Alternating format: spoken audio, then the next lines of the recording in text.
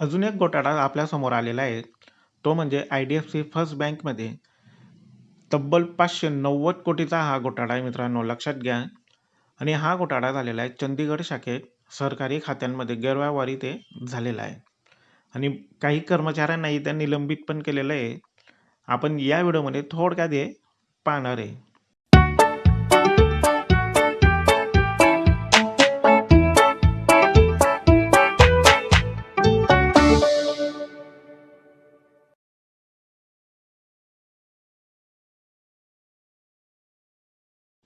तर काय झालंय, हा फ्रॉड चंदीगड शाखेत झालेला आहे.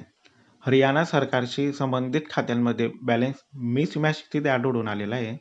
आणि काही खाते बंद करून पैसे ट्रान्सफर करताना हा सर्व प्रकार इथे उघडा पडलेला आहे.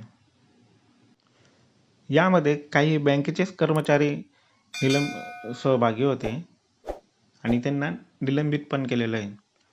पोलिसात तक्रार आणि फॉरेन्सिक ऑडिट इथे सुरू झालेली आहे. तर याचा परिणाम असा झालेला आहे, हरियाणा सरकारने काही काळासाठी या बँकेसोबत सरकारी व्यवहार थांबवलेले आहेत. हा मुद्दा ब्रँच स्पेसिफिक असल्याने बँकेने सांगितलं आहे. पण लक्षात घ्या, ग्राहकांवरती याचा कुठलाही परिणाम होणार नाही. व्हिडिओ आवडला असेल तर नक्की लाईक करा. डेली मार्केट ॲनालिसिस पाहण्यासाठी चॅनलला नक्की लाईक करा आणि सबस्क्राईब करायला विसरू नका. तर तुम्हाला काय वाटतं, या स्टॉकमध्ये उद्या आपल्याला काही हालचाल बघायला भेटेल का?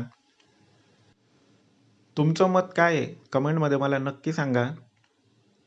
चॅनलला लाईक करा आणि अशाच रेग्युलर व्हिडिओ पाहण्यासाठी सबस्क्राईब करायला विसरू नका.